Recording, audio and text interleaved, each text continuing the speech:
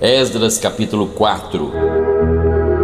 Ouvindo, pois, os adversários de Judá e Benjamim que os que voltaram do cativeiro edificavam um templo ao Senhor Deus de Israel, chegaram-se a Zorobabel e aos chefes dos pais e disseram-lhes: Deixai-nos edificar convosco, porque como vós buscaremos a vosso Deus, como também já lhe sacrificamos desde os dias de Azar-Adom, rei da Síria, que nos fez subir aqui. Porém Zorobabel e Josué e os outros chefes dos pais de Israel lhes disseram: Não convém que nós e vós edifiquemos a casa ao nosso Deus, mas nós sozinhos a edificaremos ao Senhor Deus de Israel, como nos ordenou o rei Ciro, rei da Pérsia. Todavia o povo da terra debilitava as mãos do povo de Judá e inquietava-os no edificar, e alugaram contra eles conselheiros para frustrarem o seu plano todos os dias de Ciro, rei da Pérsia, até o reinado de Dario, rei da Pérsia. No reinado de Assuero, no princípio do seu reinado, escreveram uma acusação contra os habitantes de Judá e de Jerusalém. E nos dias de Artaxerxes escreveram Bislão, Mitredate, Tabeel e os outros seus companheiros a Artaxerxes, rei da Pérsia, e a carta estava escrita em caracteres siríacos e na língua siríaca. Escreveram, pois, Reum, o chanceler, e Sinsai, o escrivão, uma carta contra Jerusalém ao rei Artaxerxes, do teor seguinte: Então escreveu Reum, o chanceler, e Sinsai, o escrivão, e os outros seus companheiros, os dinaitas, afarsaquitas, tarpelitas, afarsitas,